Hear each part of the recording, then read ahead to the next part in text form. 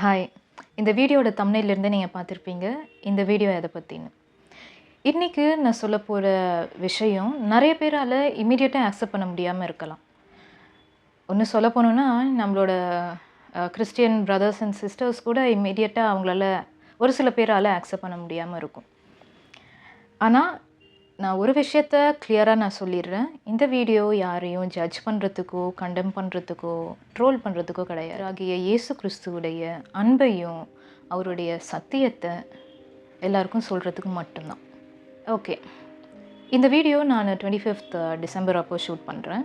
இதுக்கு முந்தின நாள் ஈவினிங் அந்த கிறிஸ்மஸ் ஈவ் அப்போது நான் சும்மா யோசிச்சுட்டு இருக்கும்போது எப்படி ப்ரீவியஸ் இதுக்கு முன்னாடி இருந்த வருஷத்துலலாம் எப்படி கிறிஸ்மஸ் டெக்கரேஷன்லாம் பண்ணுவோம், எப்படி செலிப்ரேட் பண்ணுவோம். இதுக்கு முன்னாடி இருந்த வருஷத்துலேயும் இந்த டெக்கரேஷன் மேலேயும் இந்த கிறிஸ்மஸ் ட்ரீ மற்ற எந்த ஒரு காரியத்துலேயும் எங்களோட ஃபோக்கஸ் இருக்காது. இப்போ நார்மலாக நம்ம ஜீசஸோட பிலீவர்ஸ் கிட்ட நம்ம கேட்குறோன்னா, எதனால் நீங்கள் கிறிஸ்மஸ் செலிப்ரேட் பண்ணுறீங்க? என்ன சொல்லுவோம் நம்ம? இயேசு கிறிஸ்துவை நினைவு கூறும்படி கிறிஸ்மஸ் செலிப்ரேட் பண்ணுறோம் அந்த மாதிரி. பர்சனலாக நான் சொல்கிறேன், இந்த வருஷத்தில் எனக்கு எந்த ஒரு அந்த கிறிஸ்மஸ் டெக்கரேஷன் கிடையாது. பட் கிறிஸ்மஸ் செலிப்ரேட் பண்ணுறதுலே அந்த அளவுக்கு ஒரு விருப்பம் எனக்கு இல்லை. ஸோ நான் இதெல்லாம் யோசிச்சுட்டு இருக்கும்போது கிறிஸ்மஸ் ஏன் நம்ம செலிப்ரேட் பண்ண மாட்டோம்? We love Jesus, but why are we not celebrating Christmas? எனக்குள்ளேயே ஒரு சில கேள்விகள் வந்தது.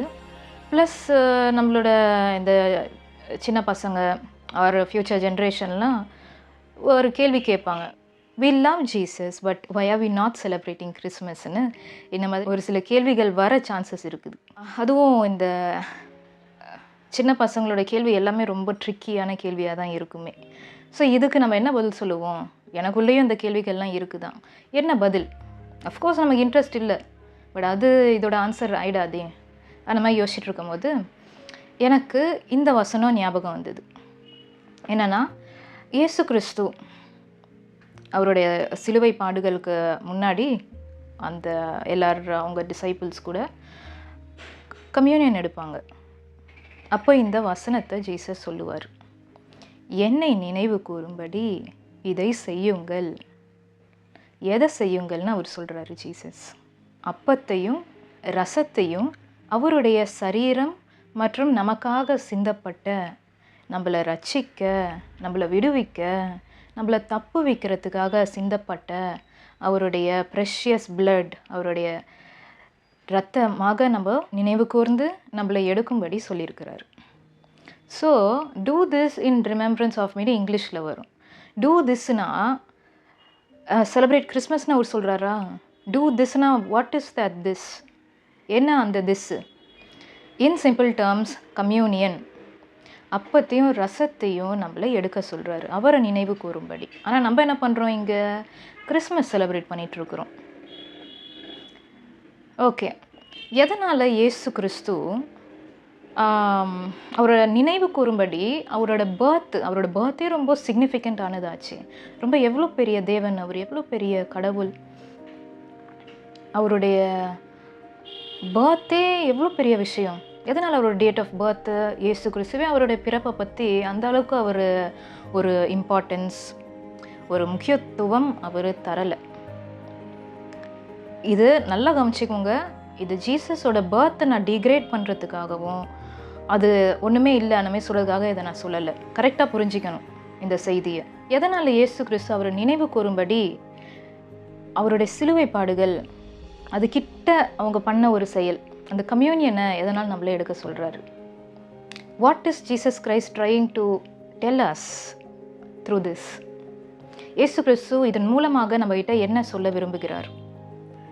பாயிண்ட் நம்பர் 1, ஜீசஸோட பர்த்டே அவர் எதற்காக இந்த பூமிக்கு வந்தார், அவரோட அந்த மிஷனை ஃபோக்கஸ் பண்ணுது. ஸோ ஜீசஸ் இந்த கம்யூனியனை நம்மளை எடுக்க சொல்கிறது மூலமாக அவரோட பர்த்தும் இதில் வந்துடுது. நமக்கு இதை சொல்கிறாரு, நான் பிறந்த காரியமே உங்களை ரட்சிக்கிறதுக்காக தான். ஸோ அதனால் நான் எந்த பர்பஸ்க்காக என்ன மிஷனோட நான் வந்தனோ அந்த மிஷனை மேலே நீங்கள் ஃபோக்கஸ் பண்ணுங்கள், அந்த மிஷனை நீங்கள் ஃபோக்கஸ் பண்ணுங்கன்னு நம்மளை சொல்கிறாரு. Okay, point number 2. எதனால் பர்த் மேலே அந்த அளவுக்கு ஃபோக்கஸ் இல்லை? பர்த் முழுசாக ஒரு பர்சன் பற்றி மட்டுமே இருக்கும்.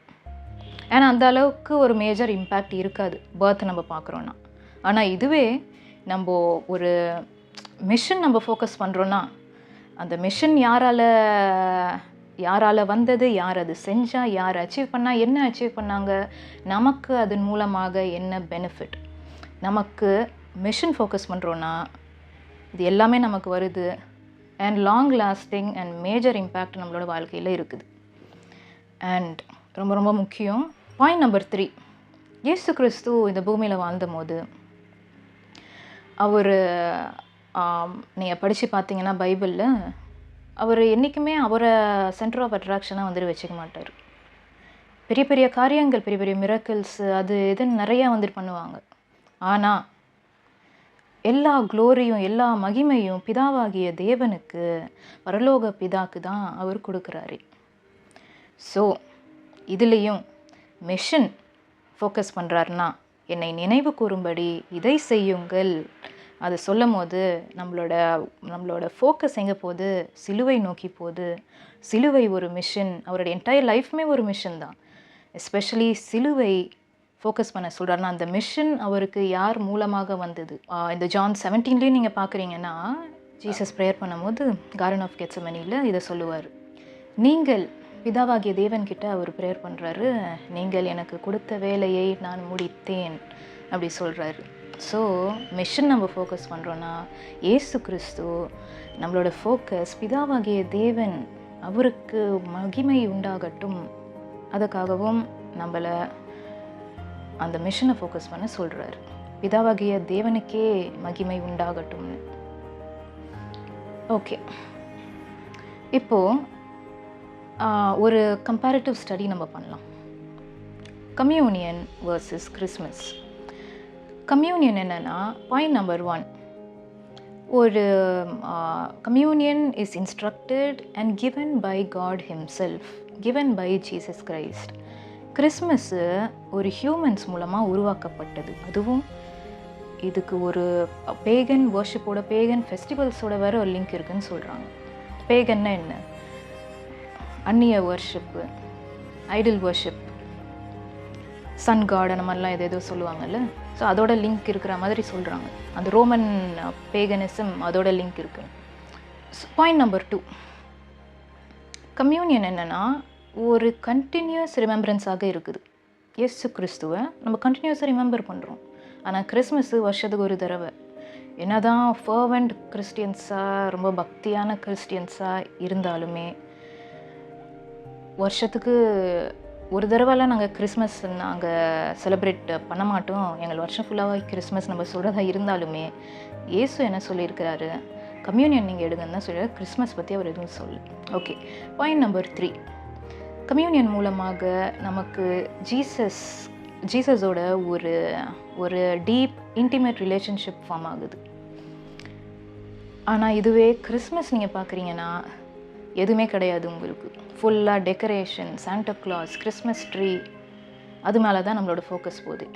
அண்ட் கிறிஸ்மஸ் மூலமாக இயேசு கிறிஸ்துவுக்கு ஒரு மகிமையும் கிடையாது.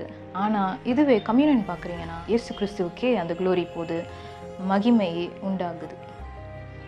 அடுத்த பாயிண்ட், கம்யூனியன் ரொம்ப ஒரு ஹோலி அண்ட் செட் அபார்ட் விஷயம். எப்படின்னா, இயேசு கிறிஸ்துவை யார் முழுசாக நம்புகிறாங்களோ, உண்மையாக விசுவாசிக்கிறாங்களோ, உண்மையாக நேசிக்கிறாங்களோ, அவங்க அதை எடுக்கிறாங்க. எல்லாராலையும் கம்யூனியன் எடுப்பது இல்லை. எடுக்கிறாங்கனாலும் ஒரு அர்த்தமே இல்லாமல் அப்படி தான் வந்துட்டு எடுக்கிறாங்களே. ஸோ கம்யூனியன் ஒரு ஹோலி, ஒரு பரிசுத்தமான ஒரு காரியம். இயேசு கிறிஸ்துவை உண்மையாக நேசிக்கிறவங்களுக்கு மட்டுமே இருக்கிற காரியம். ஆனால் இதுவே கிறிஸ்மஸ் பார்க்குறீங்கன்னா ஒரு அர்த்தமே இல்லாமல் ஏதோ கிறிஸ்மஸ் ட்ரீ, சாண்டா கிளாஸ் முன்னாடி சொன்ன மாதிரி உலகத்தில் இருக்கிற அத்தனை பேரும் வந்துட்டு பண்ணுறாங்க. ஓகே, கடைசியாக மற்றும் ரொம்ப முக்கியமான காரியம் நான் ஒரு இது சொல்லிடுறேன். இதெல்லாம் கேட்ட பிறகு நம்ம கிறிஸ்மஸ் செலிப்ரேட் பண்ணுறாங்களோ இல்லையோ அவங்கள போயிட்டு நம்ம ஜட்ஜ் பண்ணிட்டு இருக்க வேண்டாம். நீ பாவி இல்லை அந்த மாதிரி சொல்லிட்டு அது நம்மளோட வேலை கிடையாது. ஜீசஸோட வார்த்தை அவரோட அன்பை ஷேர் பண்ணுறது தான் நம்மளோட வேலையே. அதை மட்டுமே நம்ம செய்வோம். நம்ம பார்ப்போம், நம்ம அனலைஸ் பண்ணுவோம். இயேசு கிறிஸ்துவுக்கு என்ன பிடிக்கும், அவர் என்ன சொல்கிறாரு, அதெல்லாம் தெரிஞ்சுக்கிட்டு அவருடைய இருதயத்தை நம்ம புரிஞ்சுக்கிட்டு அவரோட வசனத்தில் என்ன சொல்லியிருக்கிறாரோ அதுபடி நம்மளுடைய பிலீவ்ஸ் இருக்குதா, நம்மளுடைய நம்பிக்கை அதுக்கேற்ற மாதிரி இருக்குதா, நம்மளோட செயல்கள் அதுக்கேற்ற மாதிரி இருக்குதான்னு நம்ம பார்த்து நம்ம சரி பண்ணுவோம். இயேசு கிறிஸ்துவுக்கே மகிமை உண்டாவதாக.